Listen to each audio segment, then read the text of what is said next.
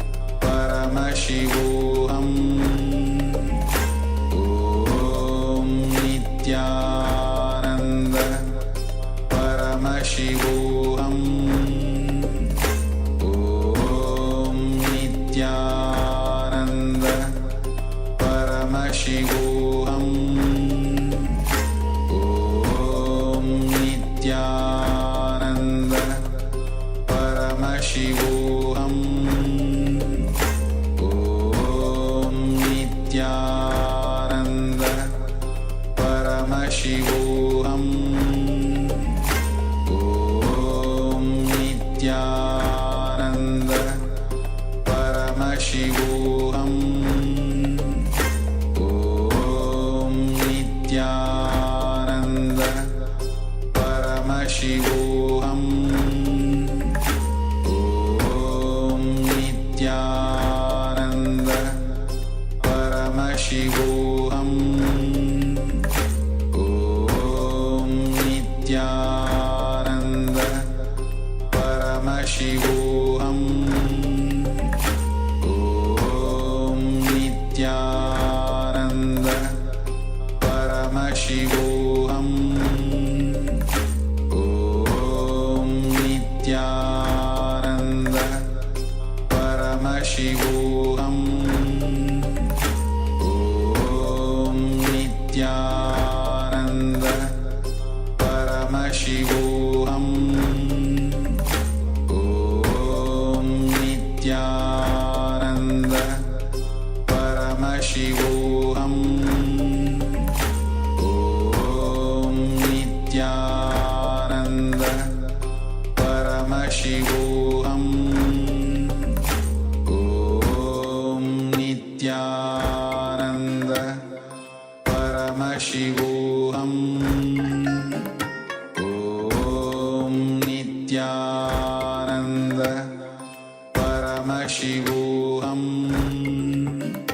Om Nityananda Paramashivoham Om Nityananda Paramashivoham Om Nityananda Paramashivoham Om Nityananda Paramashivoham Om Nityananda Paramashivoham. Now, slowly, very slowly, you can open your eyes. And let us share what Swamiji revealed to you through your third eye. If you want to share the solution, you can go ahead, solution, and you can share. Else, celebrate that Paransha has manifested through you and has given the solution. Let us know in any ways how was your experience.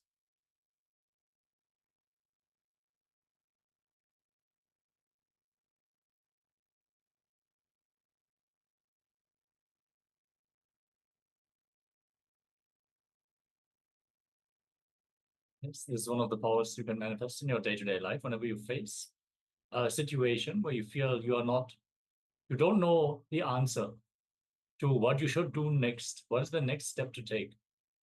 Simply remember that you have a third eye and you can connect to the cosmic brow center. Our Swamiji said is the browsing center and brow center. You can just connect to the source and receive the direct answer to any situation that you are facing.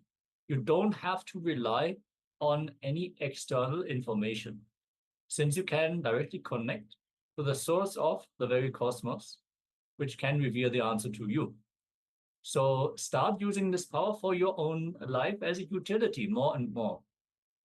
And you will see the kind of confidence that you radiate because you know you are Paramashiva. You have all the answers to all questions.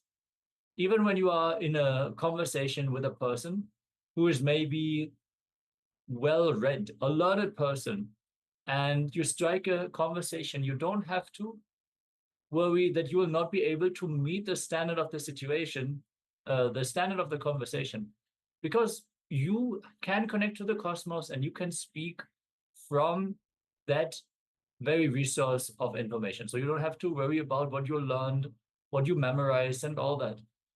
Can simply download all the information, and that will bring a lot of relaxed, calm inner space to you. No distress, no competition.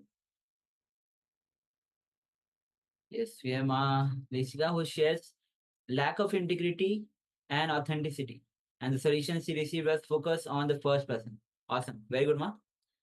And so the moment you share, it gives encourage and confidence to other people as well to manifest this power. Because third eye can really give the solution. Those who have any doubts, confusions, they get a lot of, especially those people who are new, to have this confidence as if others are able to manifest, Paramashiva can manifest through you as well. So thank you for sharing, Ma.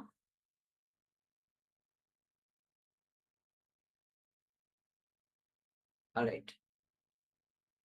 So with this, we'll be moving on to the next session, which is going to be on love, the gateway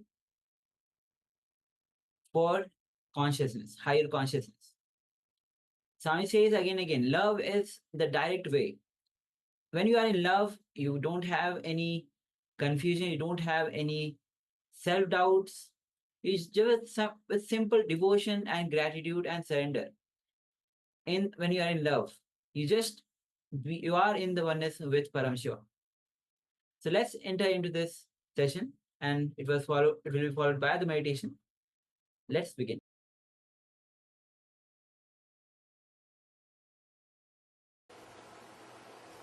Here the sutra which Shiva says, look lovingly at some object. Do not go to another object. Here in the middle of the object, let the blessing happen to you. You see, you do not even have to choose a deity. You can choose anything with which you feel connected. If it is Coca-Cola bottle, okay. But the problem is, with the Coca-Cola bottle, you will have only lust, not love. When you see that bottle, you will think only what I can get out of it. Understand? Looking with love and looking with lust are two different things.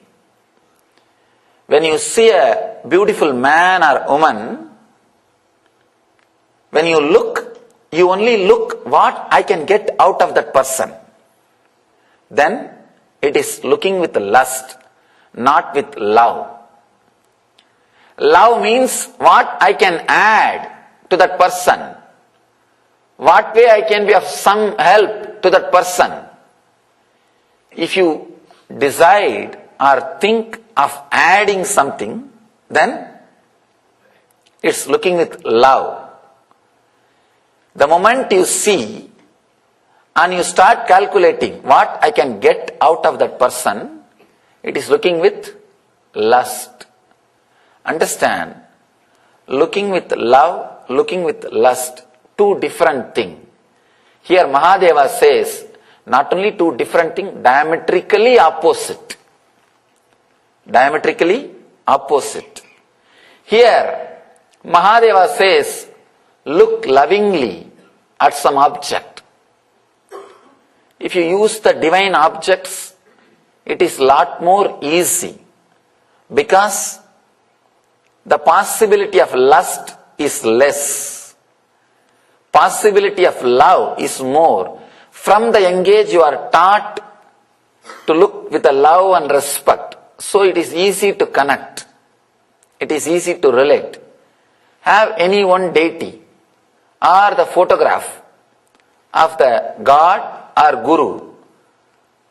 Try to look with a deep love without moving to the other object. Understand? That is the main. That is the basic thing. Do not move to the other object. The moment you start jumping to the other object, you are tired of this object. The love has disappeared. Understand? As long as love is there, that object is unique, not number. Not number. For example, if you are just a worker, maybe a clerk or a attendant, just a clerk in the office, if you die, nothing will stop. Somebody else will come, replace you.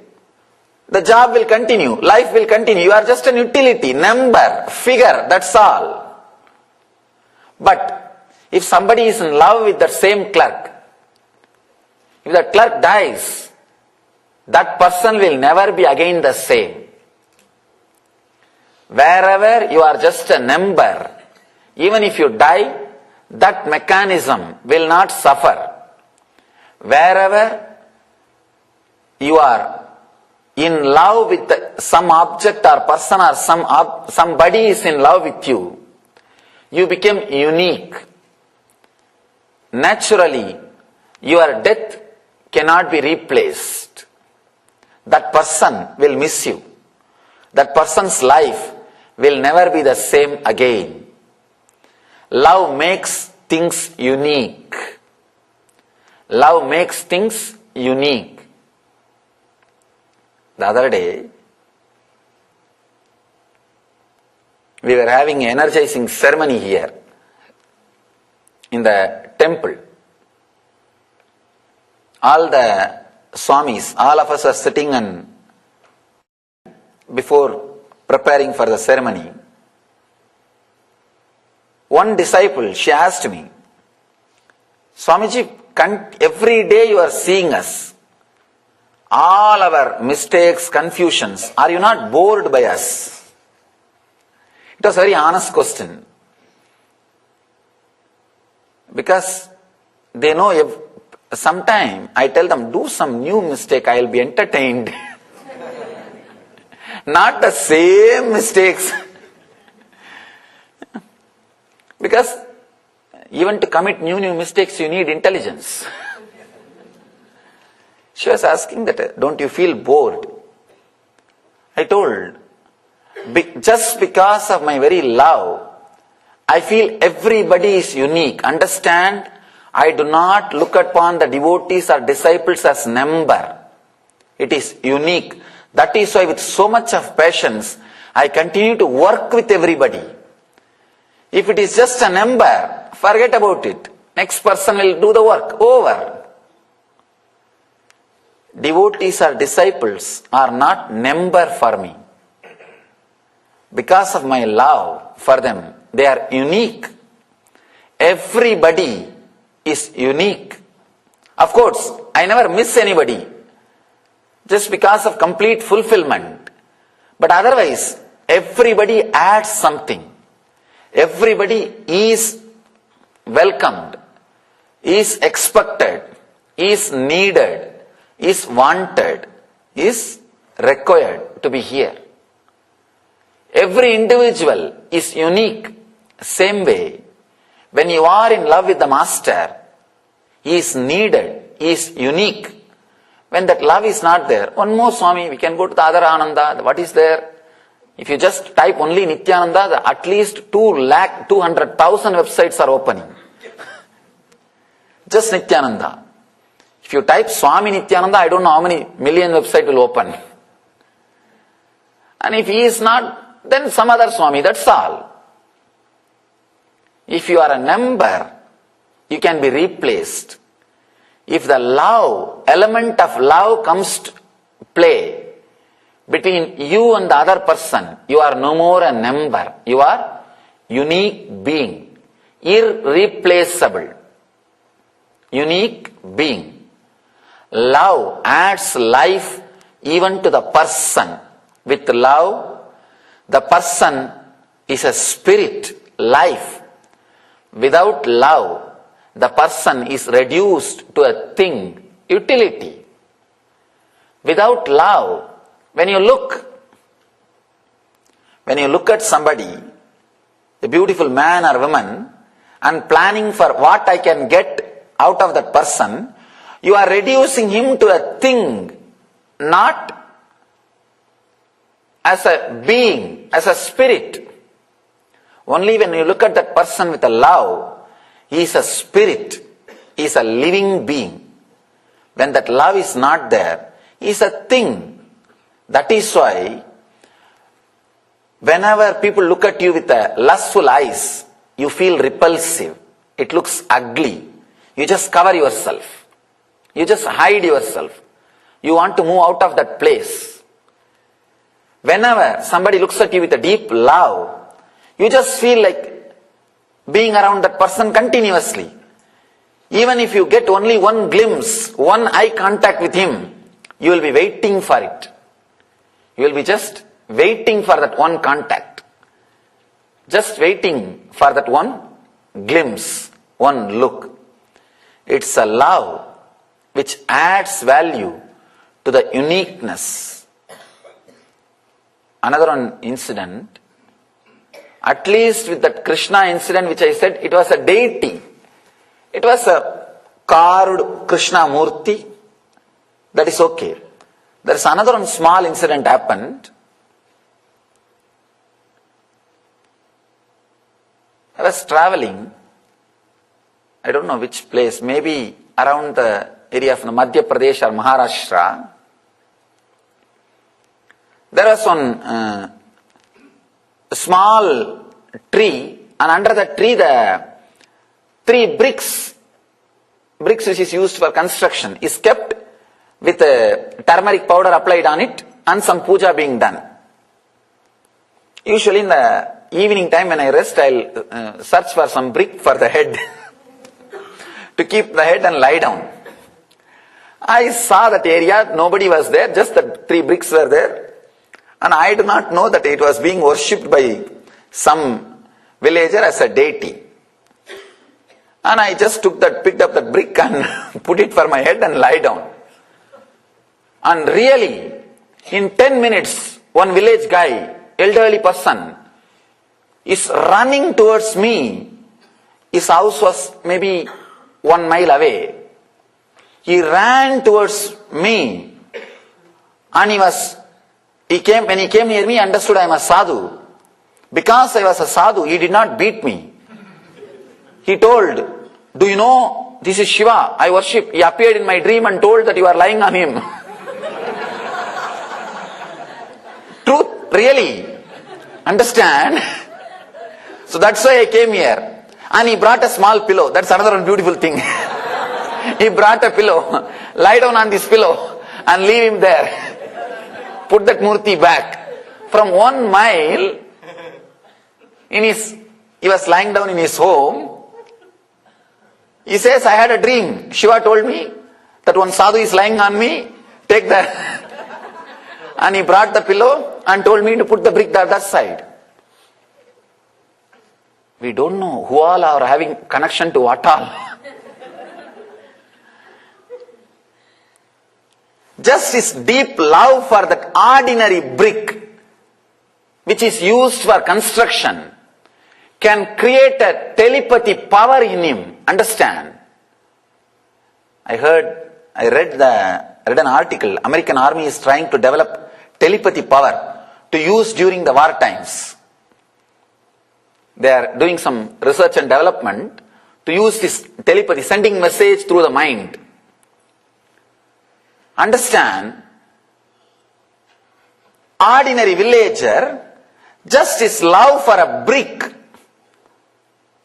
Of course, I'm afraid to use the word brick again now. He may get a...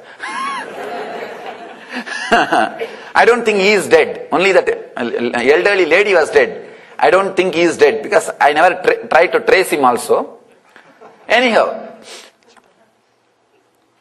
just simple love to the ordinary looking brick can create such a deep telepathy connection between him and Mahadeva. Then understand, between him and Shiva, this ordinary brick is acting like a cell phone. You can't imagine the way in which that guy ran towards me and the way in which he was shouting at me. Just because I am a sadhu, he left me. Otherwise, I would have had the puja.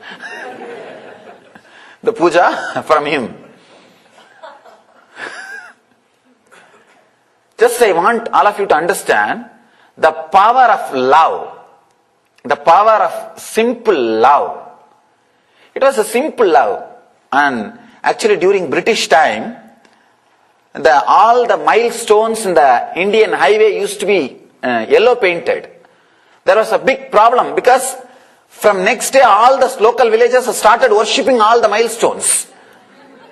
No, really. Then they changed the color and changed it to green paint. Because for Indian villages nothing is needed. Just a clear some shape is enough. Everything is God for us. Everything is God for us. Let me describe this incident that may throw a deeper light for you.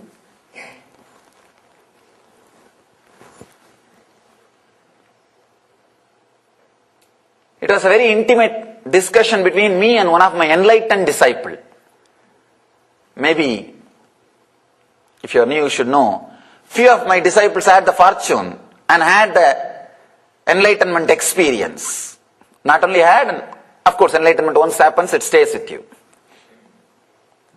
He was asking me, Swamiji, after this experience, whatever books I read, many points I can say are my experience, but many points are not my experience. How can I understand whether I am fully enlightened or not?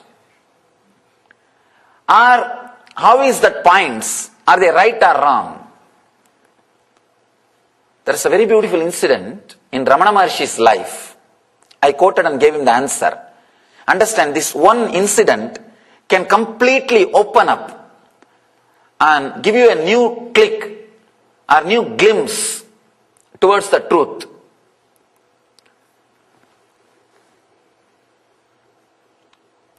Ramana Maharshi says in his teaching, when in his conversation, I never read any spiritual literature or the literature related to spiritual knowledge except one or two books before enlightenment. He says, I achieved the Brahmajnana without knowing the word Brahman. And after I achieved the experience, when I was going through the books, I was able to clearly experience whatever is written is my personal experience. This was the discussion he was doing. Later on, some disciple asked him, Bhagavan, how can every word written in that book can be your personal experience? He was bringing up some point in that book. It is written like that, some traditional book. Enlightened masters can do all this. But in your experience, you are not doing all that. Some materialization or miracles. Bhagavan says, when I say all those things are part of my experience, my inner space is so vast, I can see very clearly, including materialization, everything can happen. It is not necessary that I should do it and show. But in my inner space, I can see very clearly it can happen. Understand?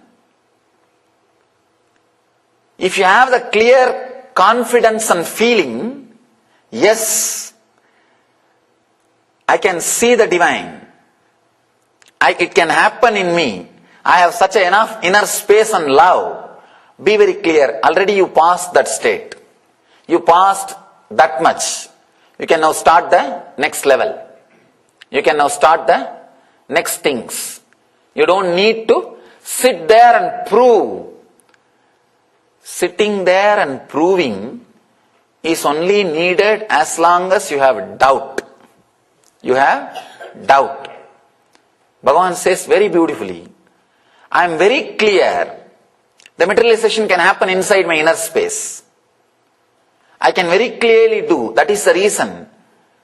I don't have to prove myself or to prove to others that I can do. I asked him, do you have that clarity? He said, yes. I do. I am very clear. I can do it.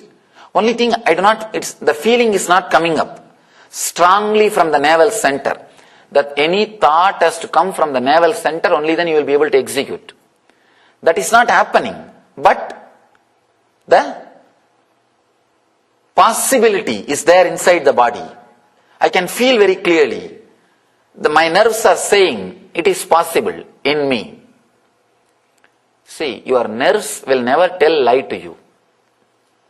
Your mind will tell lie to you, but never your body. Your nervous system will never tell a lie to you. Your nervous system can never tell false things to you. He said, I am very clear. I can do that. Then that's all. You do not have to prove. Understand, when you have this love, your inner space will become such, there are many things you will not ask to be proved.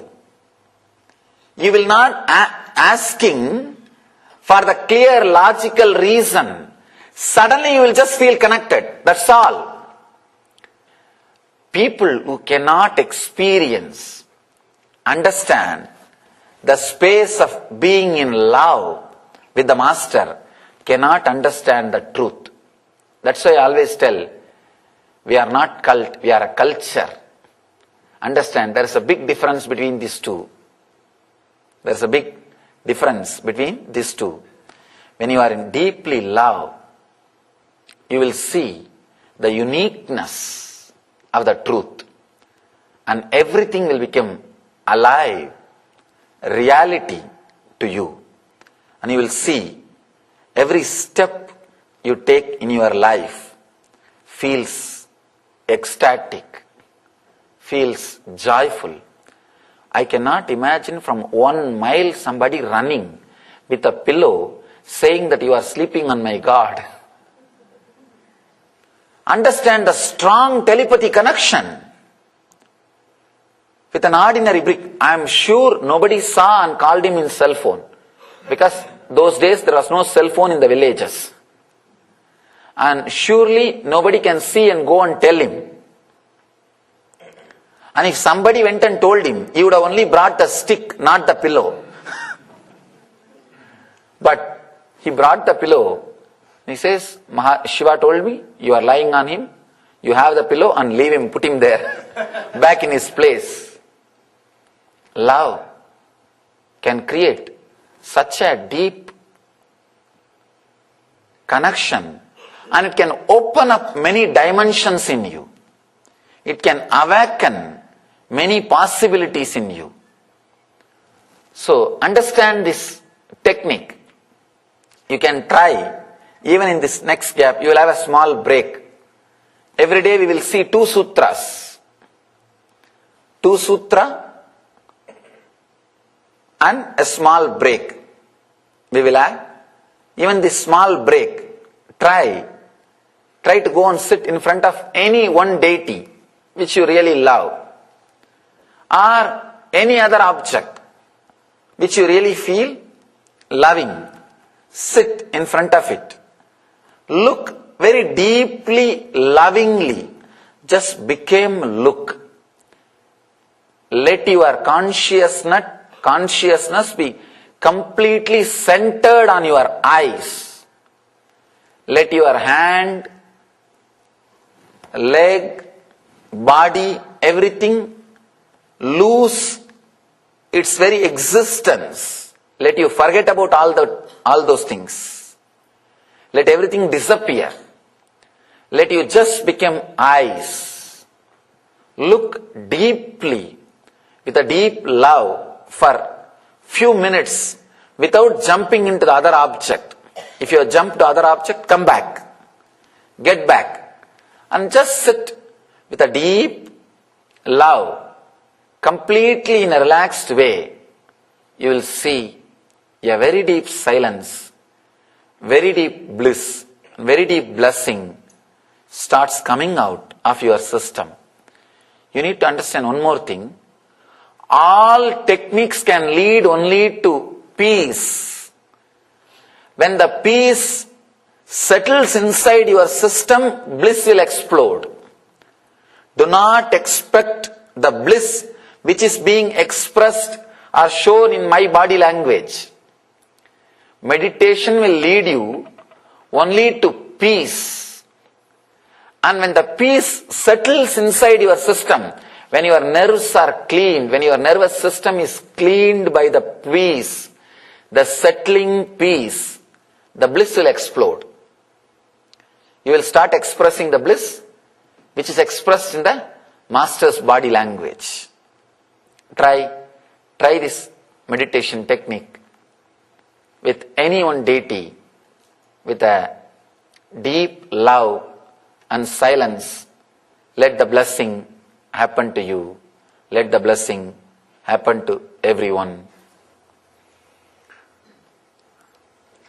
Let me read the sutra. O beloved, put attention neither on pleasure nor on pain, but between this, let you achieve the truth. This is the one more sutra.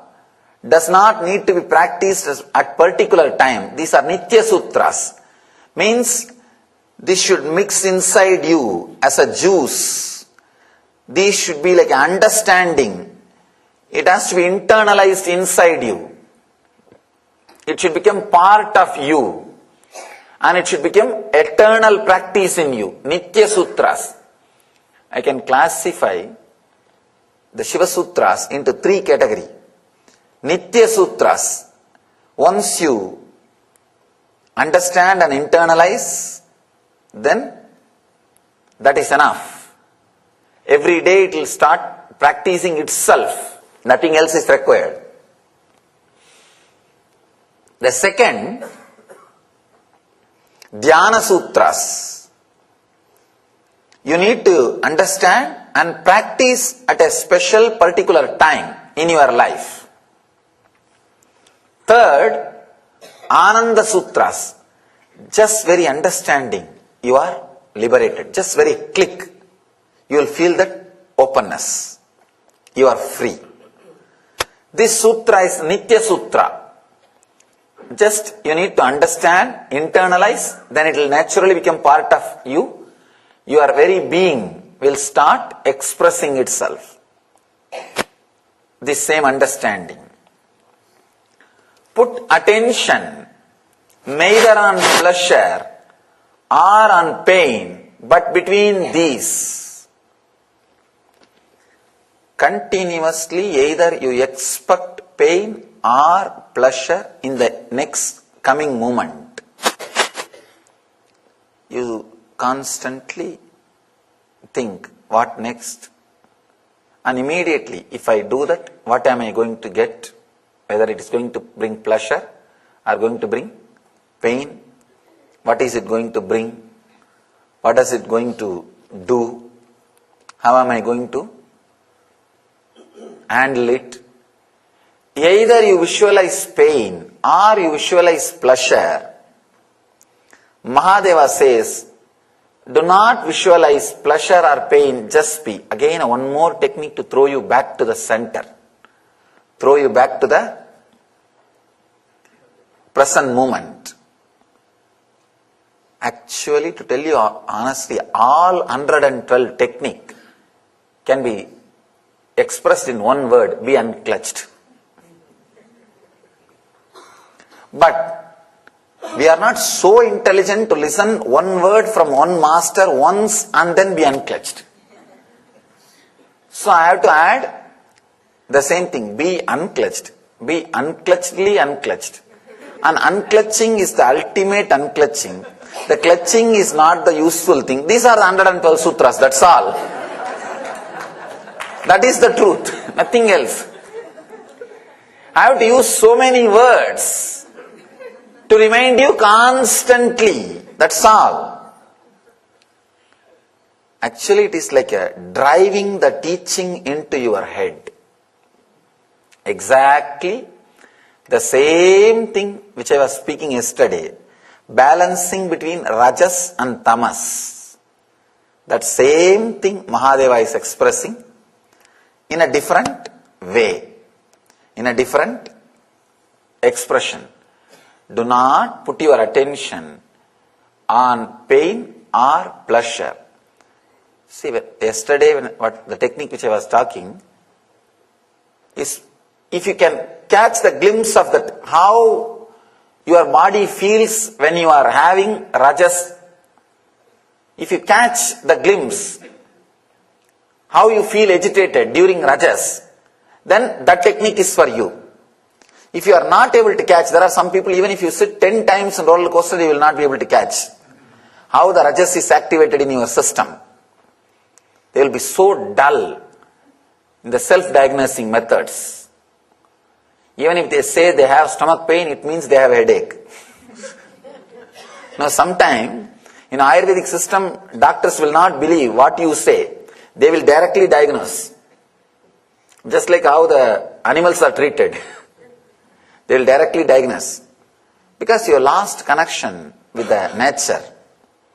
You lost touch with the nature. You lost touch with your own body.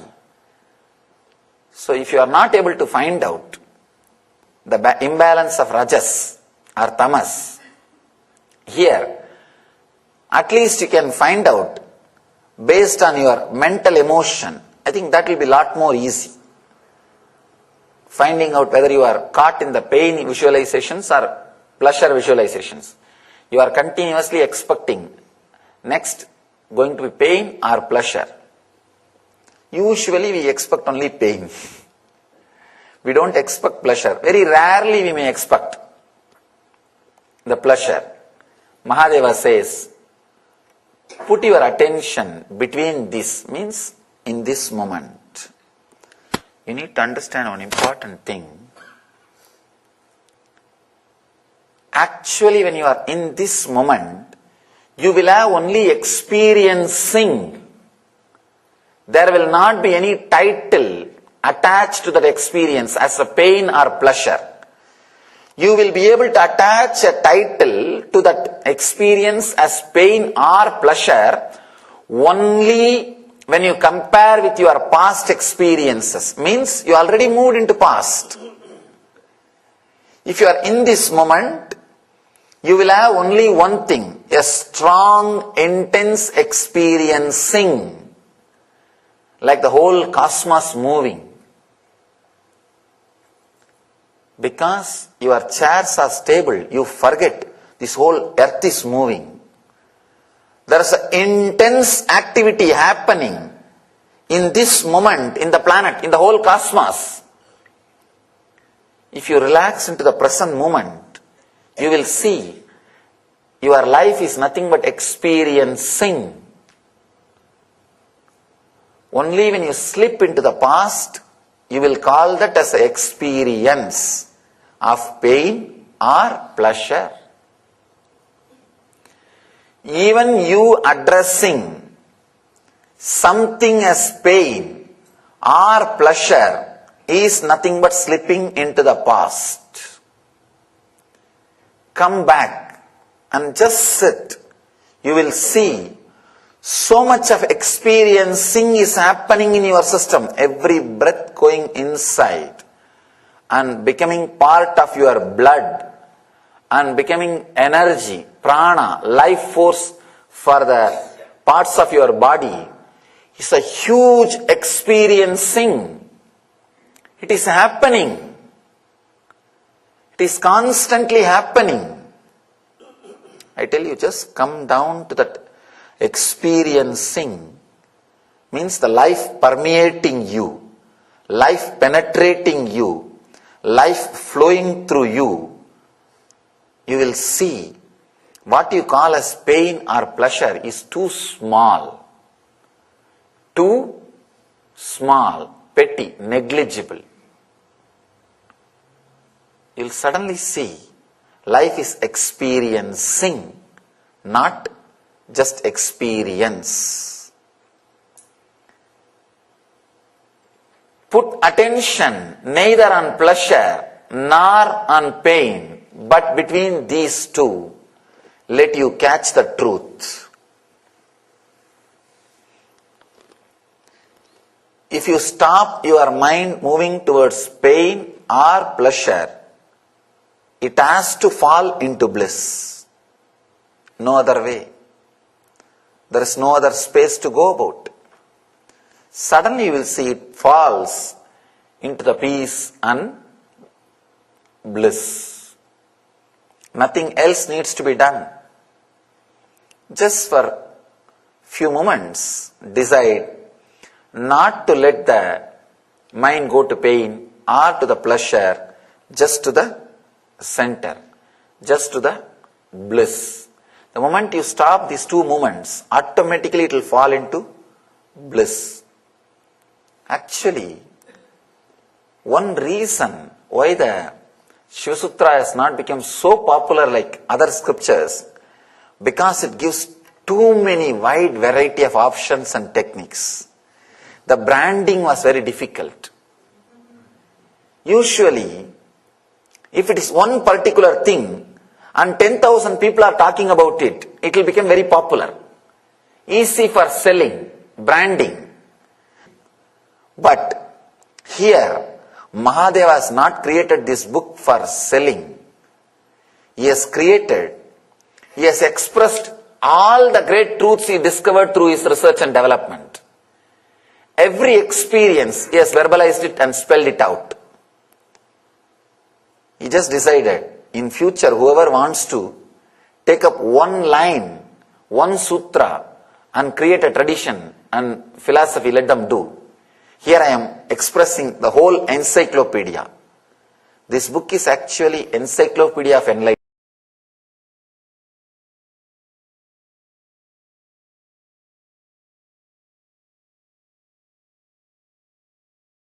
You have to do. Just listening, just reading is not going to work.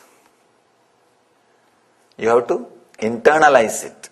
You have to digest it. Because reading the menu card is not going to fulfill your hunger. Only eating is going to give you the fulfillment.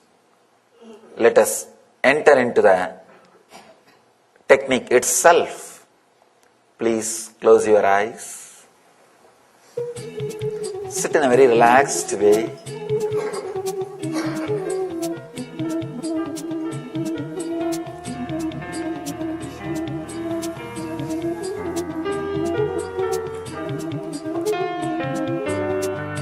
Neither expect next moments, the future in your life is going to be pain, nor expect it is going to be pleasure. Just be in this moment. Any thought which happens in your mind will only be expectation about pain or pleasure. Relax from both the thoughts and just be in between.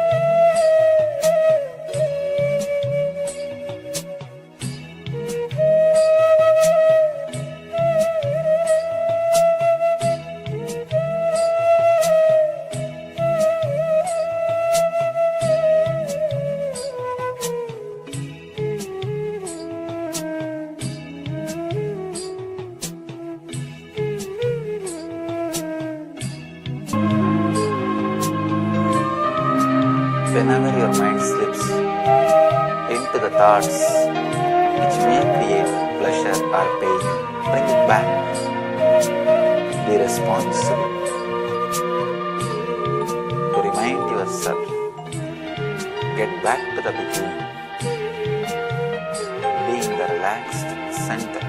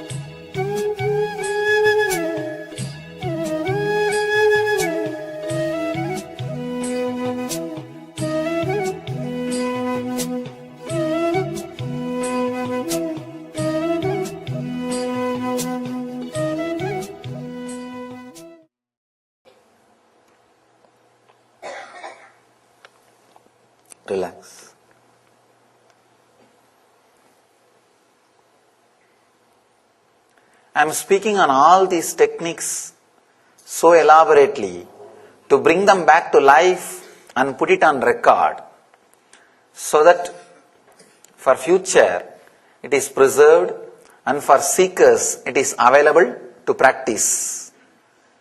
Try any one technique which clicks with you, you will see the ultimate truth.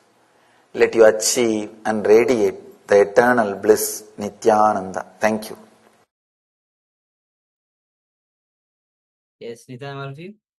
So, love is the way for the enlightenment to receive, to have that higher consciousness. And we just had the meditation as well. So, let us know your experience and how you are experiencing these meditation, the powerful clicks in your life, and how it is reflected in your day-to-day life as well. Remember, having that oneness with Paramashiva, having that oneness with Swamiji is the whole approach through the power manifestation, through the meditation, and through the power manifestation, and through the meditation, all the techniques that we do.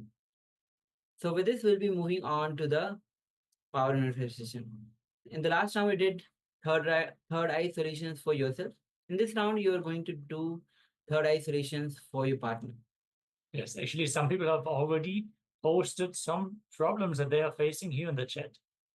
Requesting all the participants to please reach out, connect with each other, and form pairs, and let's enter into this round of the power manifestation. If you have someone close by, actually that is best. So you can sit with them and look them in the eyes. That is always best to enrich the people also. So connect to Swamiji after you inquired about their problem. What is it that they need a solution for? And then you just ask Swamiji to reveal it. Don't be shy to express whatever is being revealed. Understand it is not you coming up with something. It is Swamiji revealing it to you through your third eye. So just drop it at Swamiji's feet and share it so the other person can be helped through this power manifestation. So if you could maybe send a message in the chat that you are yet to partner and you can pair, that would be optimal.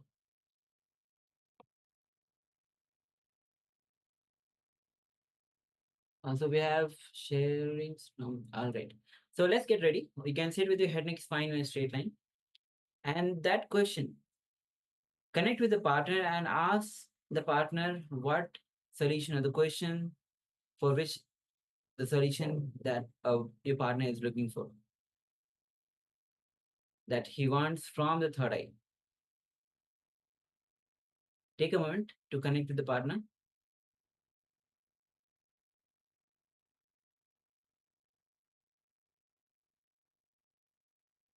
And once you have connected, ask what solution, what question they are looking for solution through the third eye.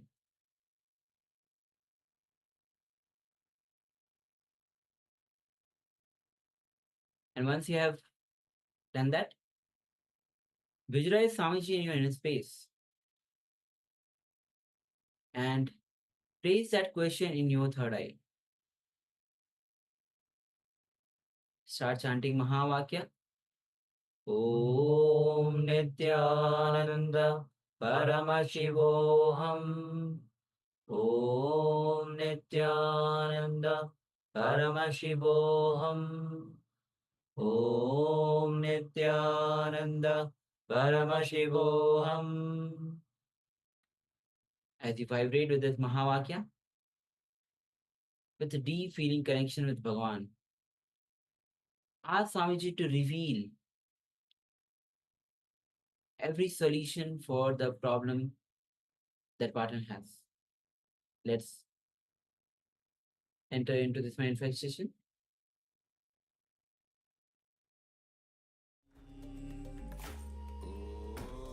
Nithyananda Paramashivoham. Om Nithyananda Paramashivoham. Om Nithyananda Paramashivoham.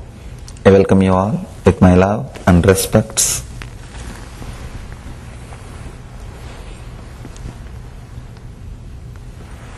Today we are entering into a very beautiful subject. Today's subject is from sounds to silence. Yesterday, Mahadeva was giving us a technique, method to go beyond, to enter into the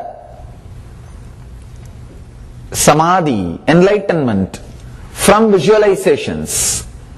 See, the ultimate experience, the ultimate truth is beyond forms and sounds, beyond form and name. You can take quantum jump into that formlessness, namelessness, from form or from name. Form or a name can be a jumping board to jump into that ultimate consciousness. Yesterday's technique was how to take a jump from form. That is why he was teaching us how to stop seeing an object with eyes from outside, then how to stop seeing an object in the inner space without eyes. Two things. Stopping the seeing process in the outer world, all of you know. He guided us slowly from that step to the next step, stopping seeing the object in the inner space also. Today, Mahadeva is guiding us from sound to soundlessness. Yesterday he was teaching us from form to formlessness. Today he is giving us the technique from sound to soundlessness. Very powerful methods. One reason why this book did not become so popular like a normal religious scriptures, because this book is really serious about enlightenment. Understand, people are very happy to talk about meditation, but never want to sit. It became one more fantasy, one more fashion. It became one more fashion to talk about meditation and to buy all the things necessary for meditation, a book or a kit or a yoga mat, and trying to book a resort, trying to get everything. Really, sometimes I am surprised because the amount of material getting sold to our organization, if everybody meditates in planet Earth, would have become so positive long before. The amount of book I am selling,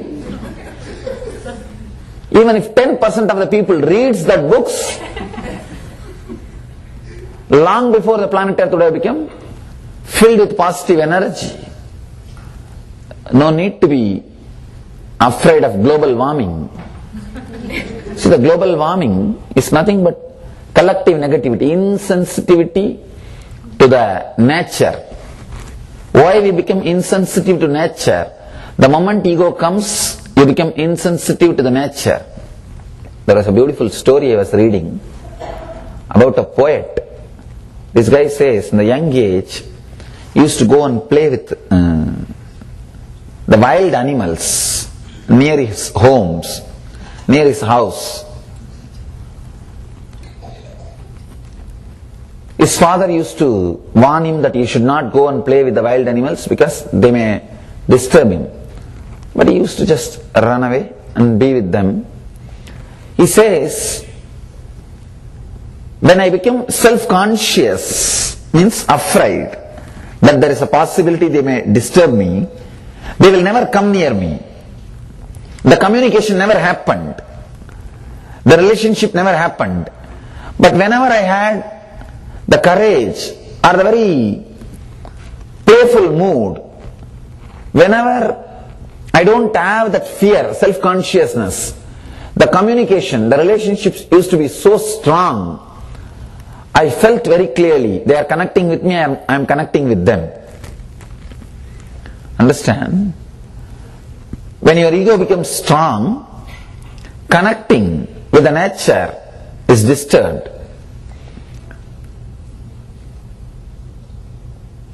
In my own life, there's a beautiful incident which has taught me a lot. I was sitting in a very relaxed mood one evening in a forest. My eyes are open, but I was not seeing anything. There was no information going inside and getting processed. There was a snake lying in front of me, just 3 feet in front of me. 3 feet was the distance between me and that snake, cobra. At least 6-7 feet long cobra. Because the eyes are not processing any information, there was no fear inside. I was just sitting. And the cobra was also so relaxed, comfortable. Suddenly I saw, slowly my mind came down to a normal plane. I had a thought, oh, there is a snake.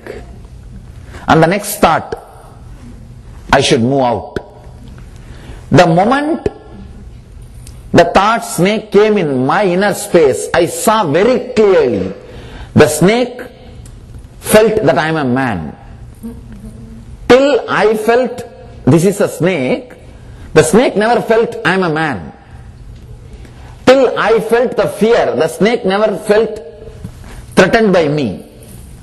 Neither I had fear nor the snake had fear. But the moment I had the fear, it's not that distances become less or I moved or that snake moved, nothing. Just the thought snake. The snake started, I was very clearly able to feel in the snake's inner space there was a disturbance, restlessness.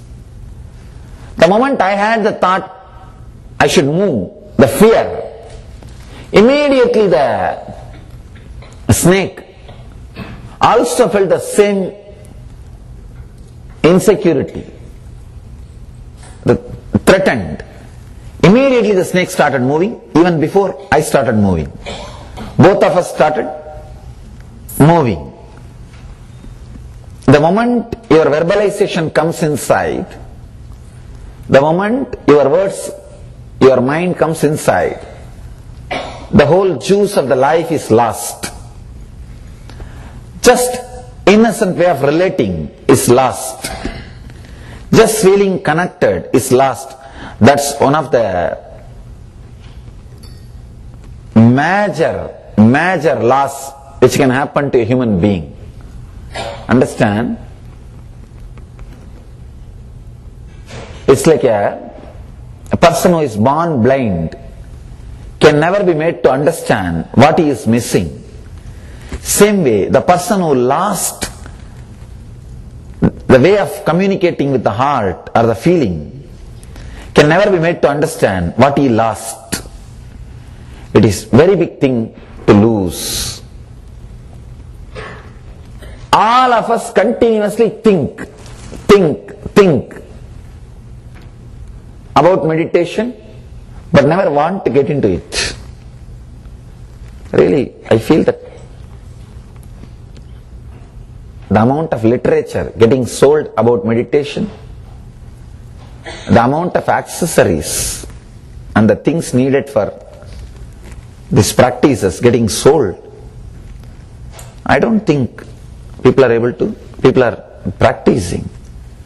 It has become one more fashion to keep all kinds of spiritual books in the home, the showcase, or just, I am also a seeker. But Shiva is too serious. That is why he did not become popular. If he was giving a very mild things, just more and more ideas about meditation, he would have become popular. He was not just giving more and more ideas about meditation. He was insistent that you practice. He was insisting that you transform. That is where the trouble starts. If somebody just talks, it's very easy. You can sit and listen, go back and live your same routine. As long as the transformation is not demanded, you are very comfortable. But here, every line, every sutra, Shiva demands the transformation. Means a strong, clear, conscious decision to change the way in which you think and live. That is too much. That is too much. This book has no introduction. That is the beauty of this book. Means he is not preparing you philosophically. He is straight away dealing with you, whoever you may be, whatever may be your background, whatever may be your past. He is ready to talk to you. He is ready to relate with you. You see, introduction means what? Preparing the audience. He is not into that business. He is very straight. He is very clear. Straight away he opens the subject. He is not even talking about enlightenment, because he is too busy giving it. He doesn't have time to talk about it. He is too busy giving it. The beauty is, he is not a person from the marketing line. He is the person from research and development line. He is from research and development department, did not bother about marketing. The only book I can say which does not have Palashruti. Palashruti means the results which you will get. He doesn't talk, no Palashruti. All books will talk first about the promises. Here he is not giving any promise, straight away he is delivering the product. You should be very careful about these marketing departments. Small story. A guy died, reached Lord of Death, the court of the Lord of Death, Yama. And Yama said, you have done some good things and some bad things, some merit and some sins. So you can first enjoy the heaven, then go back to hell. Because the hell is eternal, you can't come back.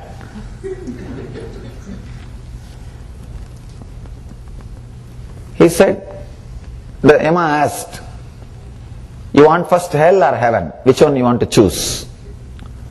He said, just give me a tour of both. Then I'll choose which one I want to go. Yama said, you can go and come back, but if you choose the hell, you can't go back to heaven. If you choose the heaven, you can come back to hell. This guy said, just let me take a tour. He goes round, first he goes to hell, there he saw all celebrities singing and dancing. All the names he heard, they're all there singing and dancing, big partying is going on. He said, oh nice, this is the place I always wanted to be.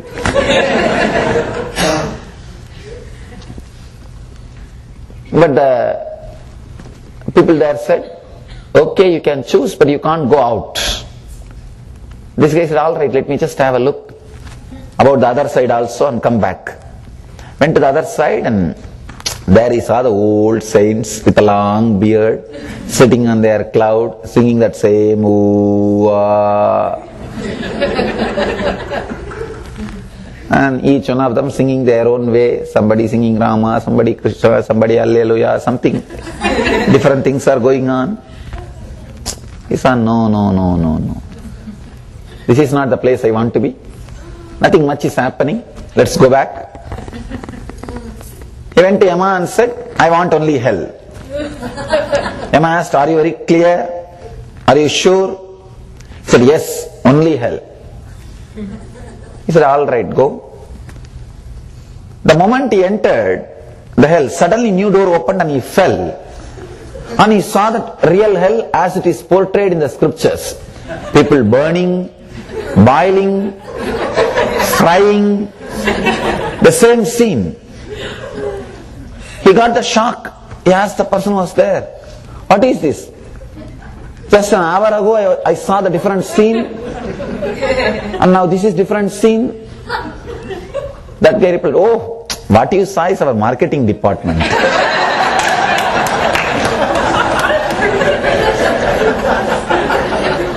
Understand? The marketing departments can present anything into anything. They can present anything into anything. That is the problem.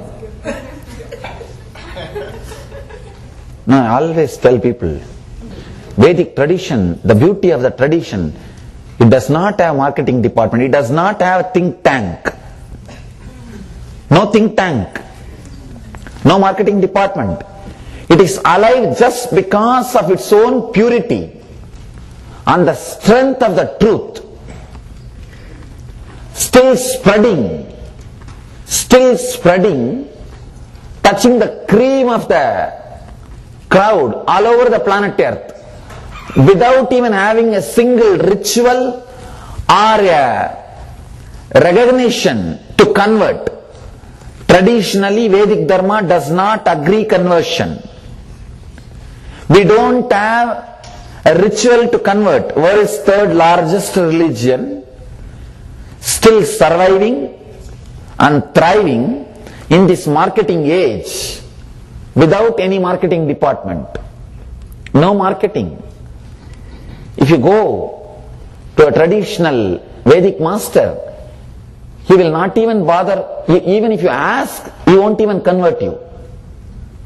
There is no ritual to convert. Still there is no ritual to convert. Does not believe in conversion. Does not believe in violence. Does not believe in terrorism. Does not even believe in marketing. Still alive just because of its own strength. This book is essence straight from that tradition, straight from that roots. This is from the person who spent all his energy in doing research and development. That is why he is only talking about the technique, method, system to transform. Does not have a big marketing department. At least in modern day, we all think about that little bit. In those days, they were never even bothered about it. And not only they did not have marketing department, there was a big concept of secrecy. Unless a disciple is qualified, you can't even teach, even if he is around you. It was the other way. Resisting, neglecting, rejecting. It was not going and catching all out, no. But fortunately, this tradition has kept the living stream of enlightened masters on the planet Earth. Even though it did not do marketing, fortunately, they kept the tradition alive, the science alive, the truth alive. The technology is kept alive. Let's enter into today's sutra. Then we'll understand how to internalize, how to experience what Mahadeva is talking about. Devi, imagine Sanskrit letters in these honey-filled awareness. First as letters, the more subtly as sounds, then as most subtle feeling, then leaving them aside, be free. Devi, imagine Sanskrit letters in this honey-filled foci of awareness. First as letters, the more subtly as sounds, then as most subtle feeling, then leaving them aside, be free. Because Shiva is talking to Devi, is saying Sanskrit letters. You can use even English letters, nothing wrong. Any language in which you think, but decide the language in which you think. Here Mahadeva is giving a beautiful technique.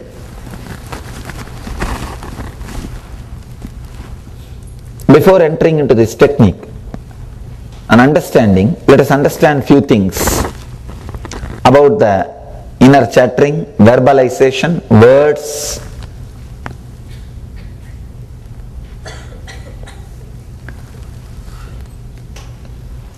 You go through so many different layers of conditioning in the so-called civilization. When you are brought up, you go through so many layers of conditioning. The first conditioning is language. That is why people die for their language. They think language is part of them. They don't understand. It is just a way or method to communicate. I have seen, especially in India, 18 accepted language. If you see the Indian rupee, you will see in 18 language it is printed. And around 300 language with script. More than 2000 dialect without script. I have seen fools dying for language. And these politicians also encouraging it, just for the sake of politics. A language is just created to communicate. Of course, there are one or two language created for little higher purpose, better purpose. Not just to communicate a logical statement or a concept or a theory or a philosophy. They have created some languages to communicate particular kind of sounds. For example, Sanskrit is not just linguistic, it has got phonetic importance also. It is not created just to convey few sounds, it was developed to create certain kind of vibrations also. But even that is language to help you to communicate, to help you to relate with. That's all. Even Sanskrit is created to communicate a particular science. Language is just utility. But when you start associating yourself with that particular language, you start creating a serious mistake or a serious danger to yourself and to others. I've seen people dying for words, just mere words. Still I have seen, still now, some parts of southern India, they wipe with the tar, with the some dark paste, the other language words. I was surprised. How could these fools do this? Language is just to communicate. And no need to have hatred or the vengeance towards some other language. But it is very easy to condition you based on language, because that is the first thing, first conditioning starts happening in you. When you address your mother, just with a sound, it was a pure feeling. There was no word. But slowly, you learn from your mother the sounds and the common agreed meanings to that sounds. Understand? Language is nothing but an agreement made among a group of people. All of us have decided clock means this object, book means this object. That particular sound will mean this particular object. We all made a big agreement. Honestly, not even we all made. Hundreds of years ago, somebody made, and we are just swallowing it. Because it is very difficult to come upon with the new agreements every few years. Maybe few words we add. Now those words like a guru and all those words are already, they all have become part of English. Guru, avatar, yoga, all these words have become part of English. You assume you take more and more words. It's nothing but a common agreement. We agreed that this word will mean this object, this idea.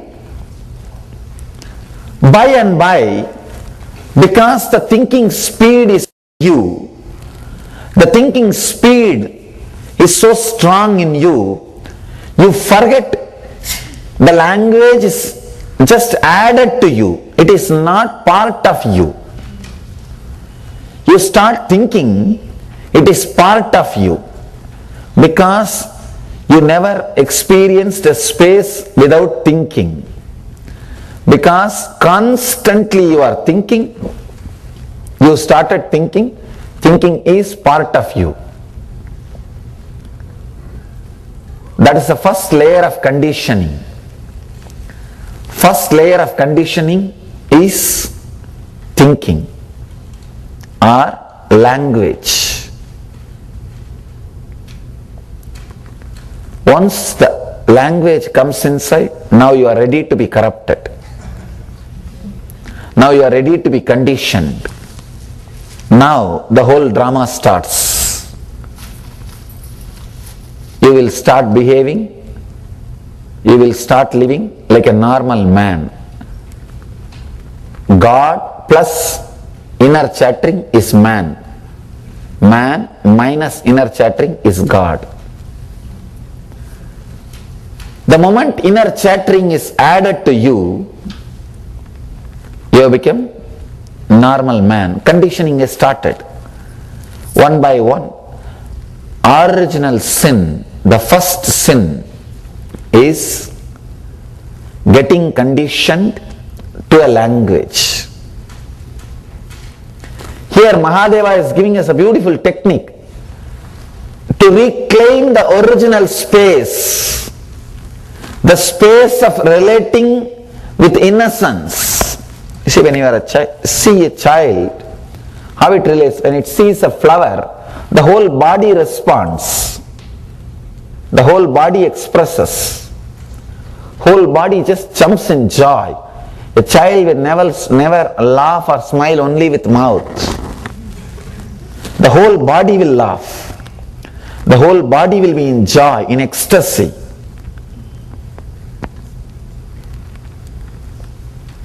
When you are conditioned for language, you are localized. Your energy is localized. You are no more living, expressing. The whole thing is reduced just to a few things.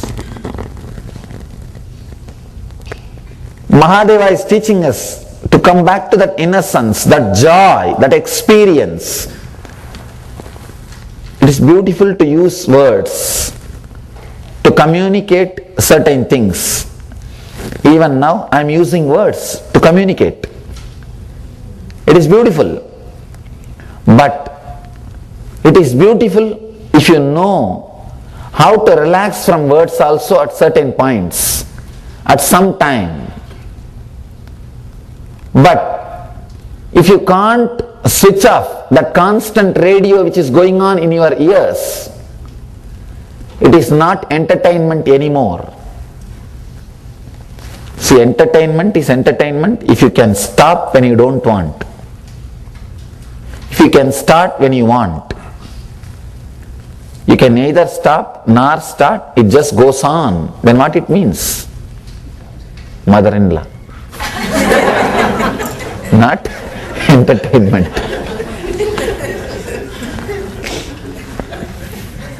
Very difficult. You don't know when it will start.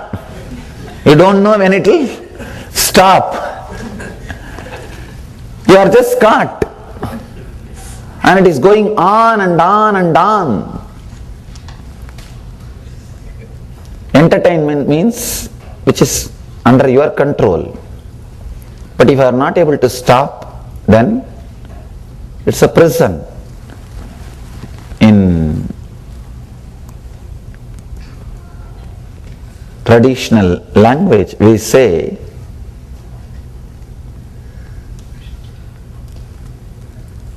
as long as you have the freedom, you have the conscious decision, you have a choice, even the hell can become heaven. If it is not your choice, if it is forced on you, even heaven will be hell. That is why we say God gives you the freedom to be in bondage. He does not force enlightenment. Somebody asked me yesterday, Swamiji, if God is love and compassion, why He did not make all of us intelligent? See, He gives you the freedom to choose. He gives you the freedom to be in heaven or hell. That is the greatness. Because He is embodiment of love and compassion, He gives you that big freedom, the great freedom. If He was not embodiment of love and compassion, He won't give you the freedom. He gives you the option, freedom to choose. You can choose liberation or bondage. He doesn't force things on you. He expects you to have the freedom, to have bliss, choice, decision making, the power to will, sankalpa. Here, even this technique, going from words to wordlessness, first thing you need is being honest with your words. If you directly practice this technique, it won't help. Because now you are filled too much with a cerebral layer. Too much of lies. You are just a bundle of lies. Nothing but bundle of lies. That is why constantly you are suffering and struggling inside. You can't sit with yourself because so much of pus is coming out. Too much of smell.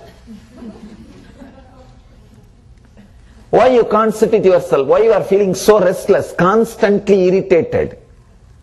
Whether you are in the bathroom or whether you are in the bedroom, you can't be just with yourself. You can't be with yourself.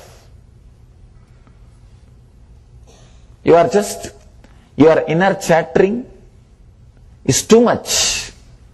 Your entertainments are your TV, your entertainments are nothing but the body the scent, perfumes which you use to escape from your own smell. Sometimes the smell becomes too much. You use perfume just to avoid your own body smell. Your entertainments are nothing but you trying to avoid the smell which is inside you. Your inner space is smelling too much. There is so much of lies created. And you are jumping from this corner to that corner, deciding whether to fulfill it or not. If you decide to fulfill, how to, what to, chaos. Just look into your life. All the disturbances is created by you consciously knowing that you are creating the words which you can't fulfill. You are taking up things knowingly, you can't go behind it. You are uttering the words, you are signing the documents knowingly, you can't fulfill it.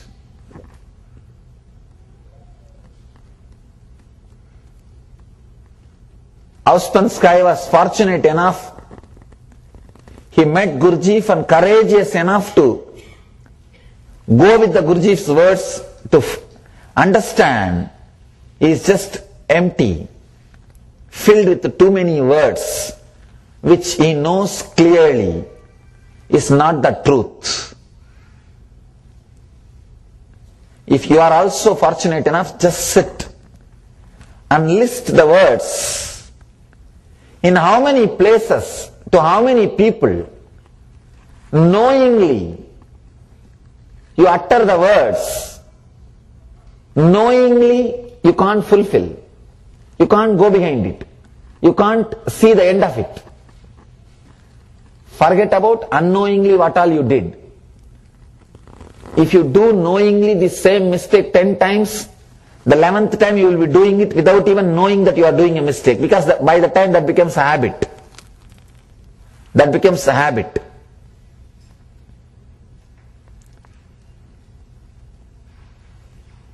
Sannyas means being honest with your words. Understand? I am describing the word sannyas in Sanskrit. Nyasa means purifying, being honest.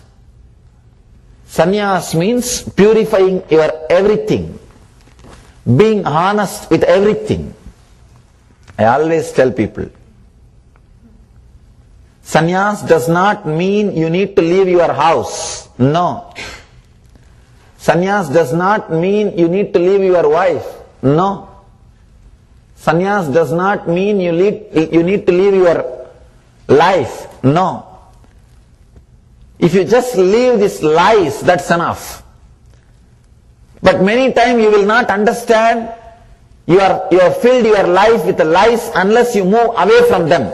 That is why sometimes I create a space where you need to move away from the things. Just to show you that you are filled with lies. If you can just move away from the lies, the amazing, uncountable number of lies which you created, which you can't even count. You created so many bundles.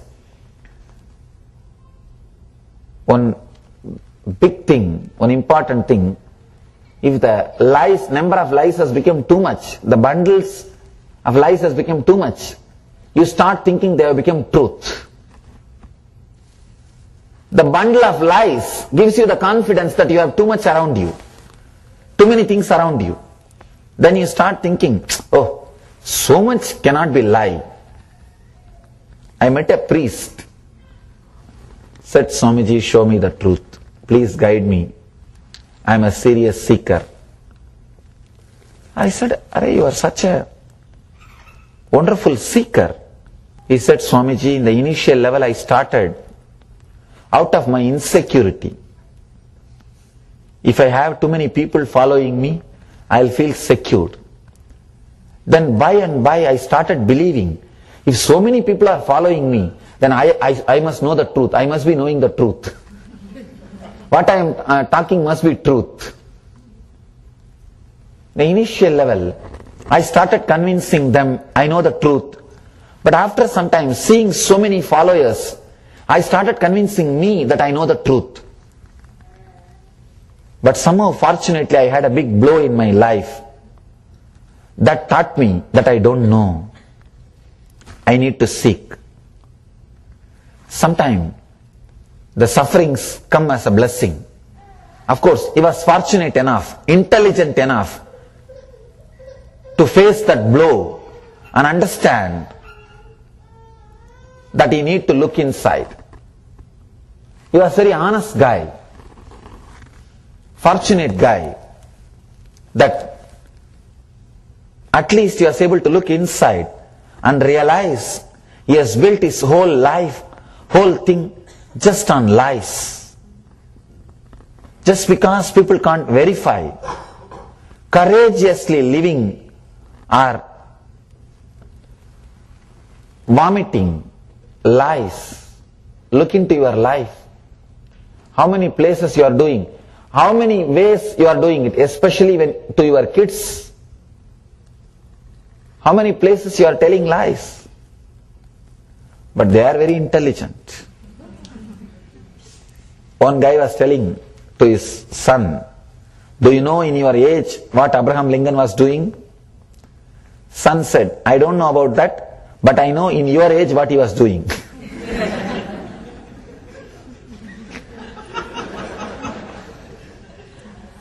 Understand? Constantly you are telling lies to your kids just because they are innocent and they can't verify. You tell big stories, making yourself as a hero. It is always a passion for every parent.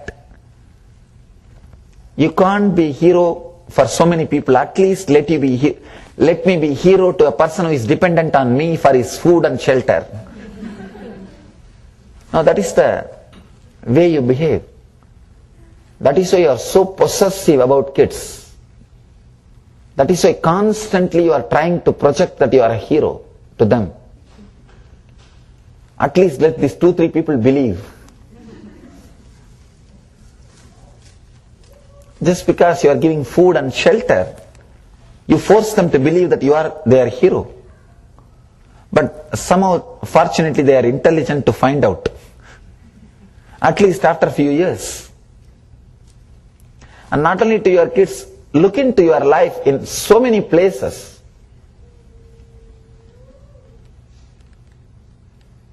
You are creating a bogus, foolish image which has no base, identity. Knowingly you are not qualified, you are not going to fulfill it. Selling yourself in an ugly way. Selling yourself is okay for marketing, for business, but by and by you start believing it. You start believing it. You know how to talk. And I am afraid of the people who are marketing themselves. Whenever they come to me, I tell, actually, people who market themselves, simply I don't trust them. Because they themselves do not know how many percentage of statements they are making is lie and how many percentage is truth. They are the most dangerous people. Now they are the most dangerous people. Just escape from them. If you find somebody who is marketing himself to you, just run away from him. Now just escape. You will be saved. At least you will be in what you are. Because already you have enough of lies carrying in your head. Why do you want to accumulate more?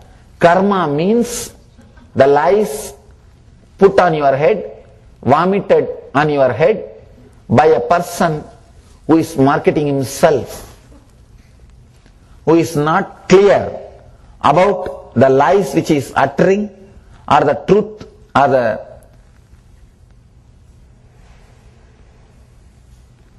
power of the statements which he is uttering.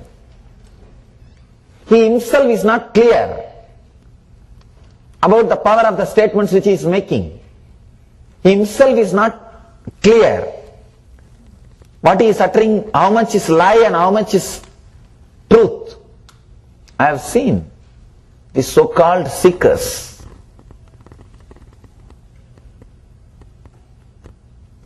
They will make so many statements which has no base, and you can't even tell them to verify. They will feel hurt. That's the most dangerous thing. If you tell them, they will say, no, I'm okay.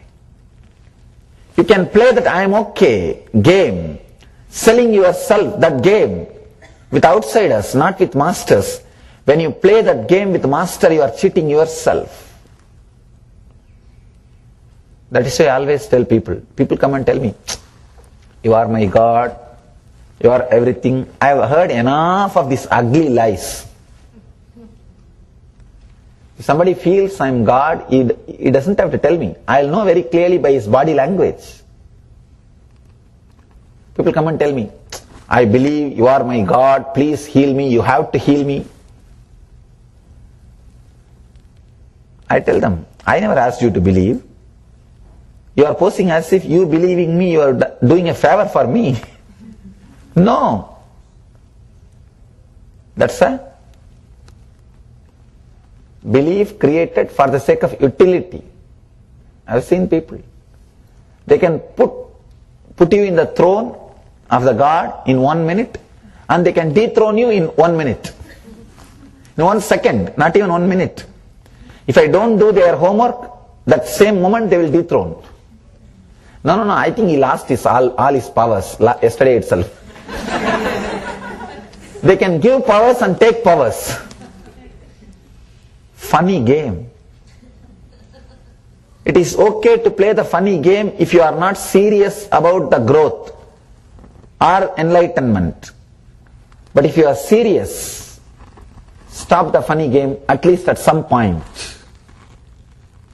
Today Mahadeva is creating an opportunity for you to stop the funny games you are playing, to stop the funny things you are doing. Just decide, for next 21 days you will not sell yourself with lies. You will not talk anything which knowingly you can't fulfill. Decide just for 21 days. If you decide for whole life, you won't even do for 1 day. I know you. Just decide for 21 days, you will not utter a word knowingly that you can't fulfill it. You can't stand up for it. You will not go behind it. Knowingly. Then suddenly you will realize, unknowingly, how many lies you created around yourself. I call this as conscious radiation. Let you radiate yourself consciously so that all the cancers will come out. In your inner space, too many cancerous growth is happening because of the lies which you created. You see, if some particle can't become part of your system, but if it is inside your system, that is the base for the cancer. The growth which is happening around it becomes cancerous. Same way, there are some idea or the truth or the statement which you created, which is not part of become your system, which is a lie, that becomes cancer in your inner space. First, clear those things. Let the operation happen. Do not make a commitment or a statement in any discussion with others or with yourself, knowingly that you can't stand for it. Just for 21 days. See very clearly how many places you are living with lies. You are abusing yourself and the people who are around you. Then start this technique. This technique can lead you to enlightenment, the truth, within 3 days. You don't need more than 3 days because it's a very powerful technique. Very powerful technique. When I say 3 days, I mean 324 hours. Not more than that. Just 324 hours. I know the meaning of the words which I am uttering. I know it. That's why I am talking. But the thing you need to do before entering into this technique, clear your inner space from the lies which you created around yourself and the lies which you vomited on others. You have created your own spider net. So many lies. All your relationships are filled with so many lies. That is why you lost trust on yourself and on others.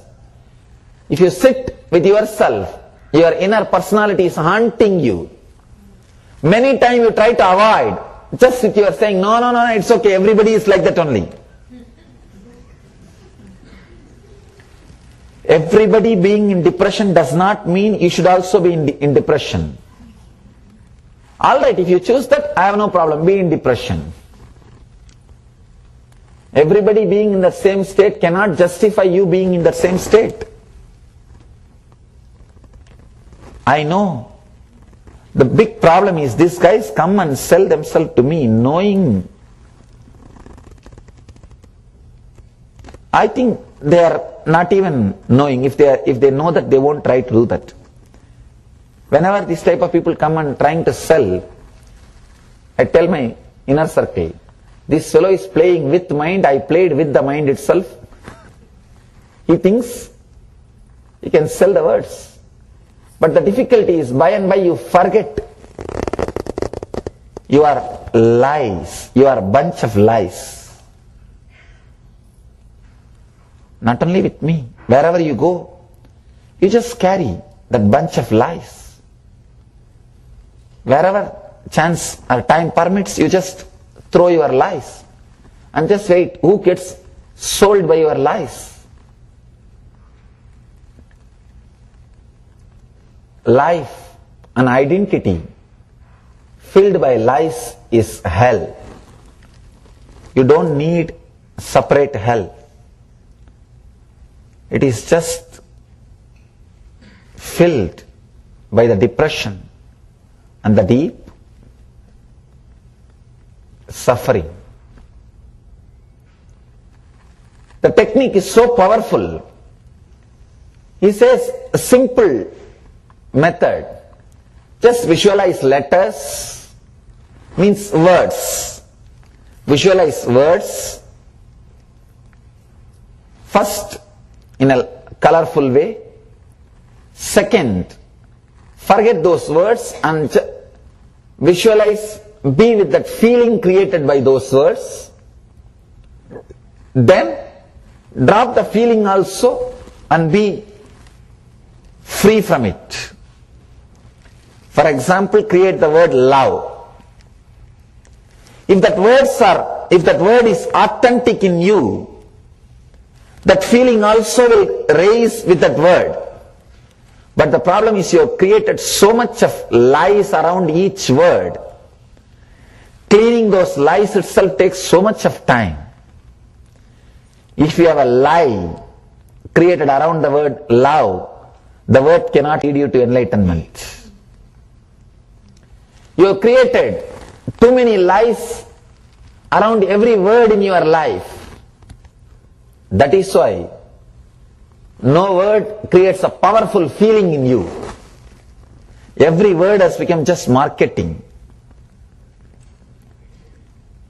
Husband has become boyfriend. Wife has become girlfriend. Because the relationships does not have depth. In Vedic tradition, you can't imagine, still the followers of Vedic tradition, more than 1 billion on the planet Earth, still 90% of them live with one husband or one wife till the death.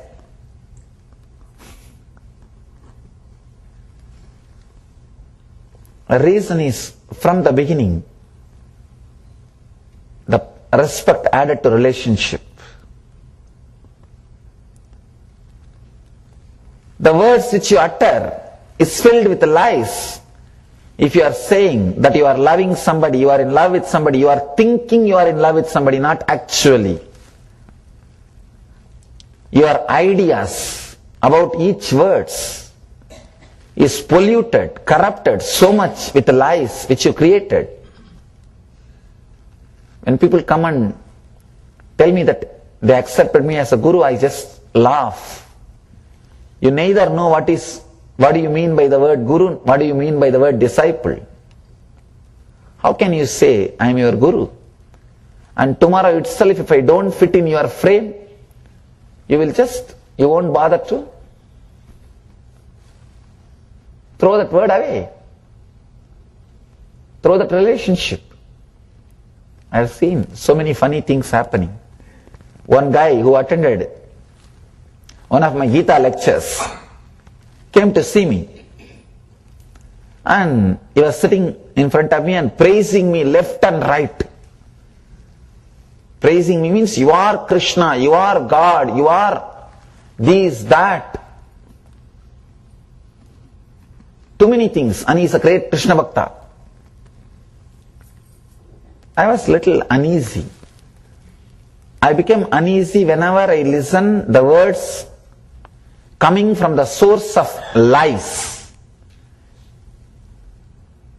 I'll be very happy even if they tell me, even if they blame me based on the truth. But of course, anybody who is based on the truth can never blame me. That is different. But I am afraid of people who praise me, who are based on lies. Because these fellows, ugly fellows, can take away any time the words which they uttered. And he was sitting and talking, all big words and theories. Just one funny thing happened. One of my disciple, lady disciple, she was leaving the ashram, means going to different city for some work. So usually before they leave the ashram, they come and take leave from me. They touch my feet, maybe have one hug, because they are not going to be around me for next few days. She came and touched the feet, and she was really feeling that she is going to be away for 2 months because she is going for some work. And she was having tears in her eyes. I just gave her one hug. It was such a sweet, loving, innocent expression. She just started weeping. She said, okay, I'll take leave. I said, don't worry, I'll be with you. She left. This guy was sitting and talking to me. I am God, I am Krishna and all these things.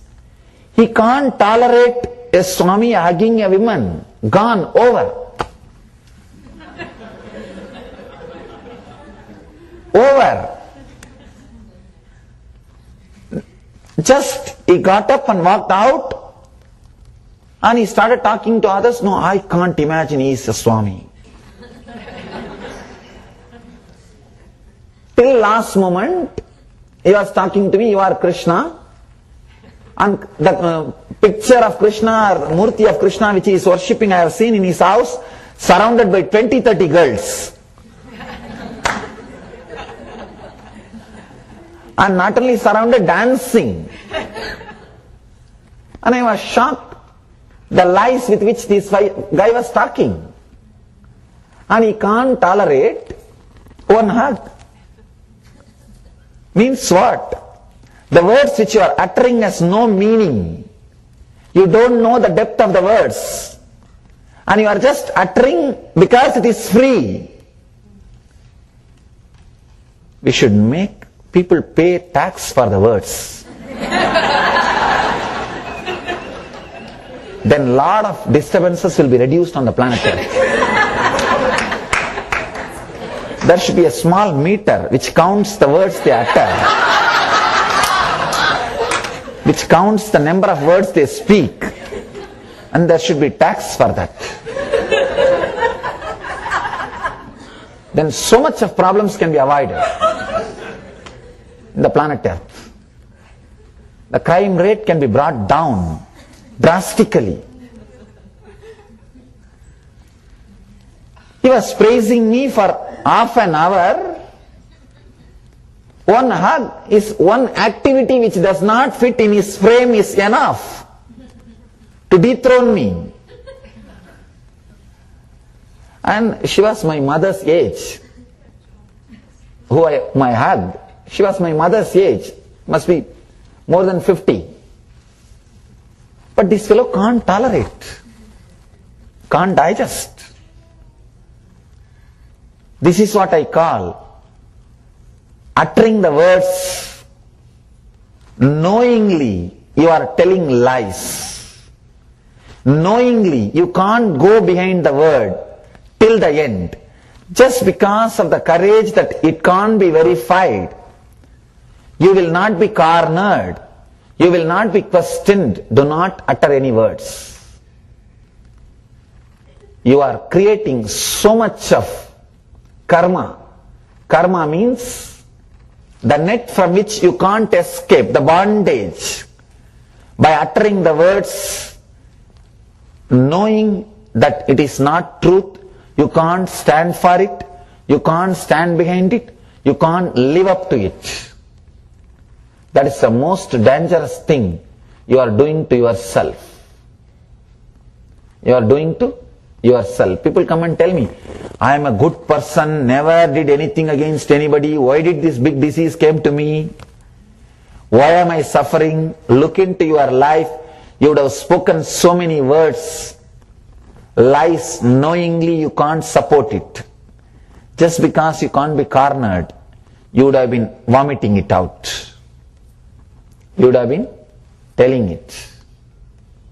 First thing, come out of it. Come out of it.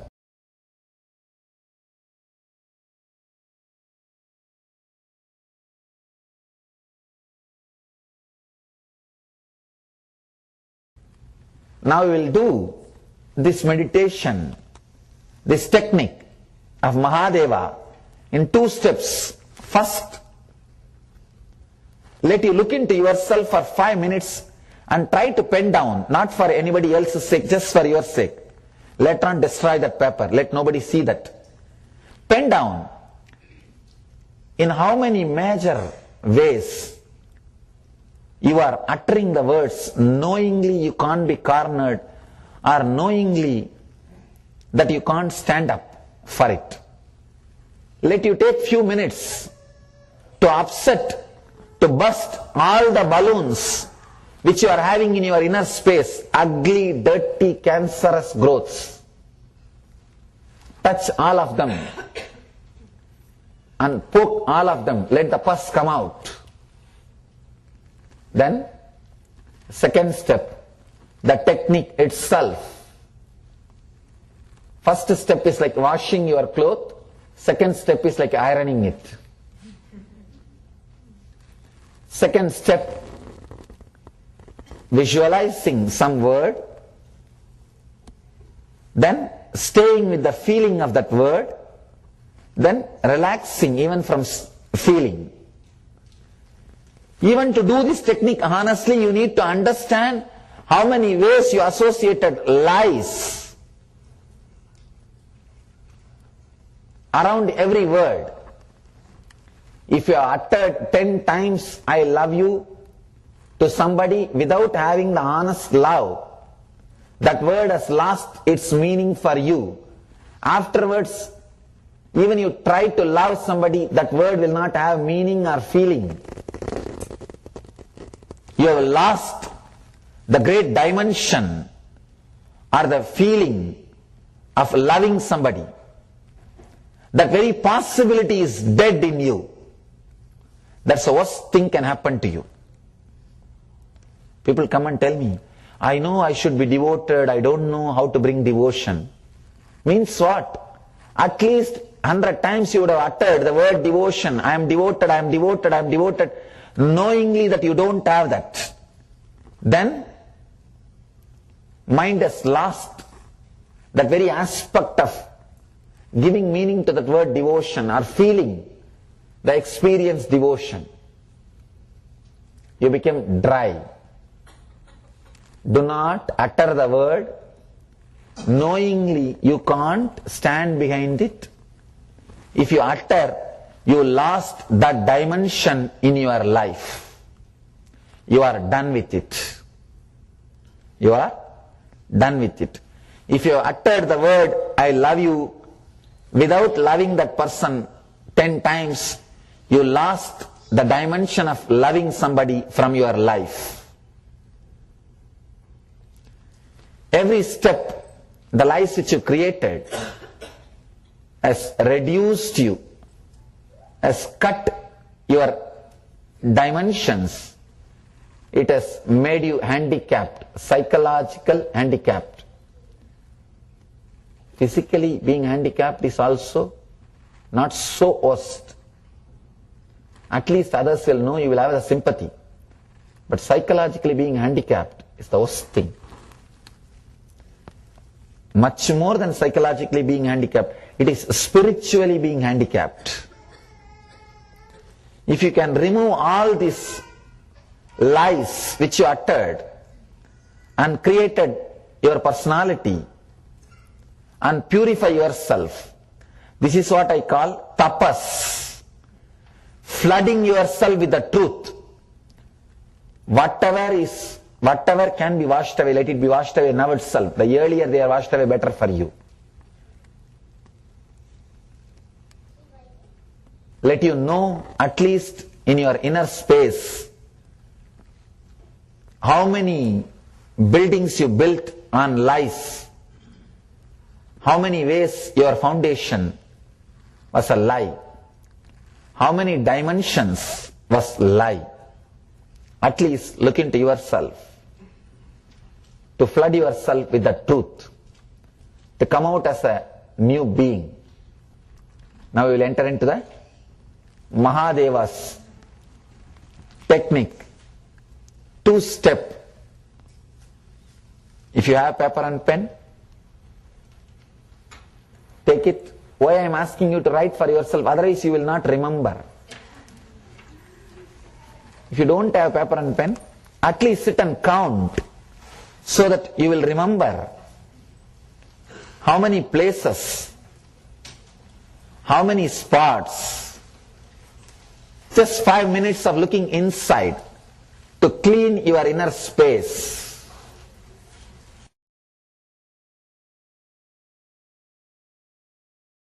Then we will enter into the meditation. You can sit with closed eyes and look into yourself. Please close your eyes and first search and seek, identify in every step how many places you built yourself with lies, on lies, uttered the words knowingly. You are not that. You are not going to stand for it. You are not fulfilling it. Just close your eyes and look into yourself.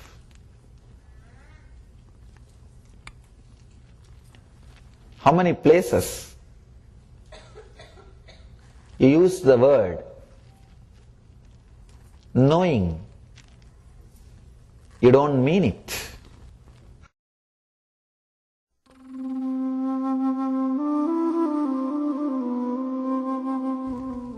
It may be painful, it may be little suffering, it's okay, go through. See the truth, at least let you know.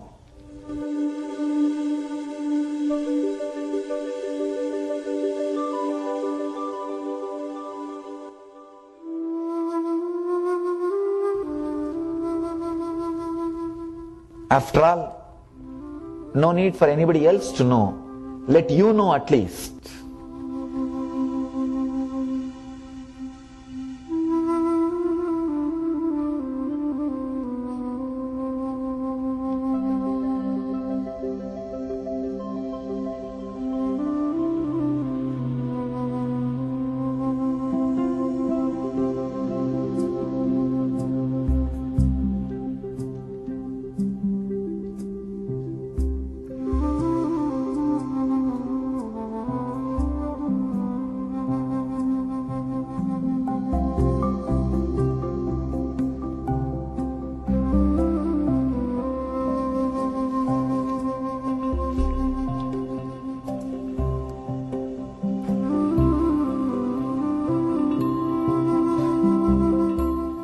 Even if it was painful, it is painful.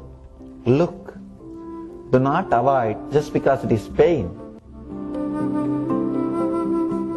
Wonderful chance to look into yourself.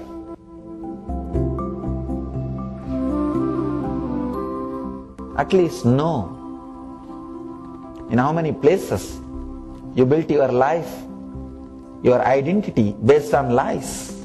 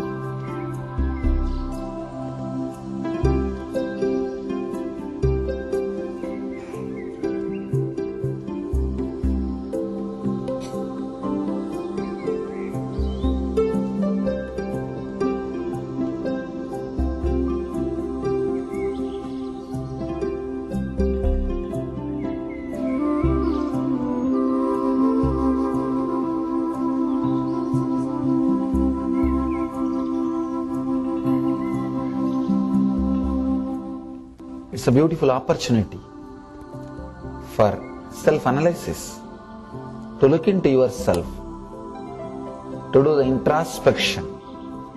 Look, don't miss this opportunity.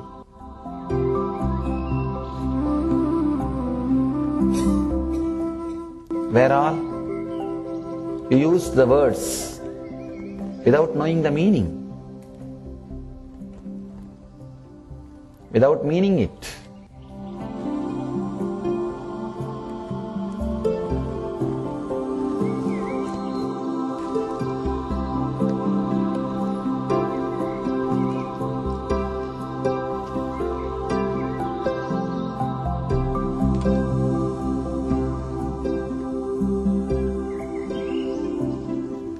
Now we will enter into the technique.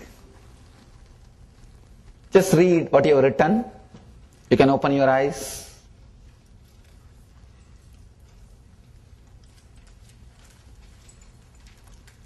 Just wanted to give you a few minutes to look into yourself.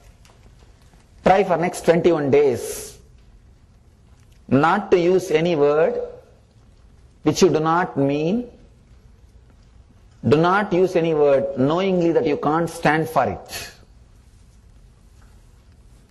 Knowingly, just because nobody can pin you down, nobody can corner you. Never use the words. Then this technique will work on you. Now we will do this technique just to learn. But this technique won't work on you now unless you clear your inner space. Learn so that you can start doing it after 21 days. Let me teach you the exact technique. Visualize a word like love, or joy, or bliss. Even the negative words are okay, whether positive or negative, any word. Visualize a word. First visualize it with a letter. Love means L-O-V-E. Then next, drop the visualization of the words, letters. Just be with that feeling. Concentrate, put your awareness on feeling. Third, drop even the feeling and just be with yourself. Step by step, if you do, you can do it beautifully. I'll guide you. We can start. Please close your eyes and sit. Lights off.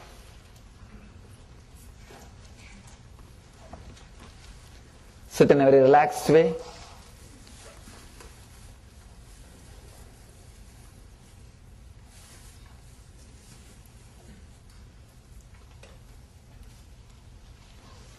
Remember any word, love or bliss, whatever word you may want, you can choose.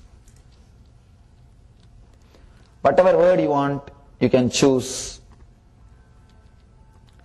Visualize that word as letters.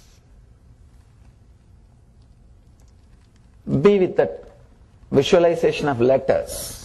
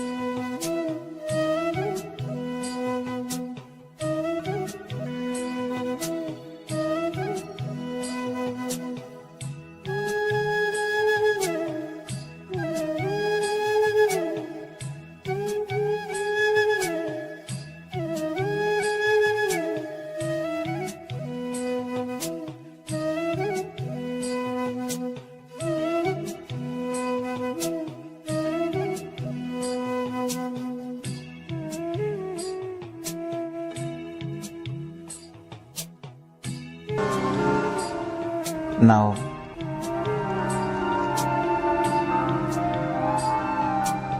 relax from that visualization of the letters. Just feel that as a sound, just as a sound. Repeat that word just as a sound, not as letters, just as sound.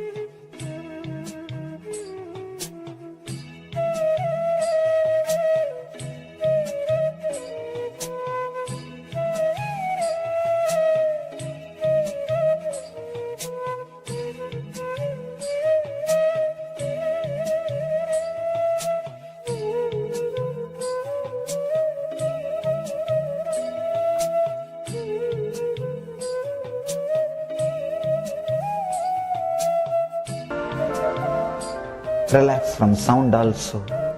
Just be with that feeling, what that word means. Just remember only the feeling, neither the letters nor the sound, just the feeling.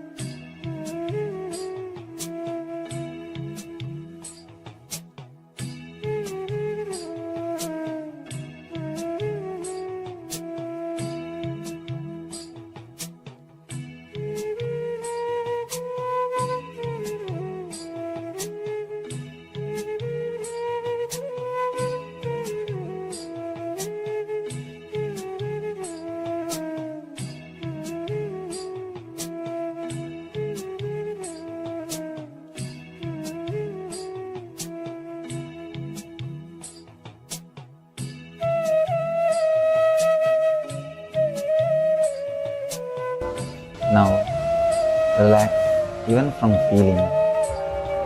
Just be silent. Do not create a thought of letters or the sound or the feeling. Just be.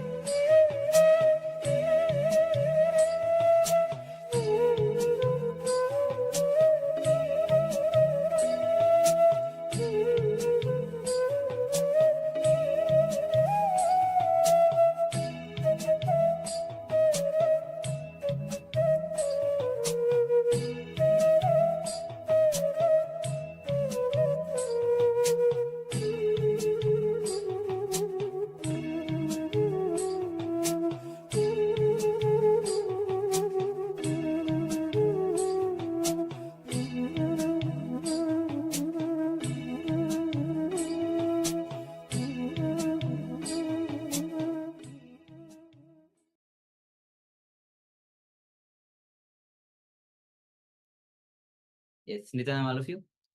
So with this beautiful meditation, we'll be ending the session today's, the beautiful day we had. And tomorrow we'll be back with another exciting sessions. And of course, the day will be starting with the Nityananda Yoga. Nityananda Yoga, which is the essence of millions of yogic scriptures. So start with the Nityananda Yoga and get ready for the next exciting sessions to receive the powerful truths, cognitions, as Swami says in the beautiful, in the Swami says that living with the truth is very important. All right. So with this, we'll be finishing with the Pur Mantra. Let's bring our hands to Namaskar Mantra. Om Purnamada Purnamidam Purnat Purnamudachyate Purnasya Purnamadaya Purnamevavasishyate Om Shanti Shanti Shanti Hari Om Tat Sat Sarvam Bhagavad Sri Nithyananda Paramashivoham Level-1 Om Nithyanandam. Thank you. Thank you, everyone. Nithyanandam. Everyone.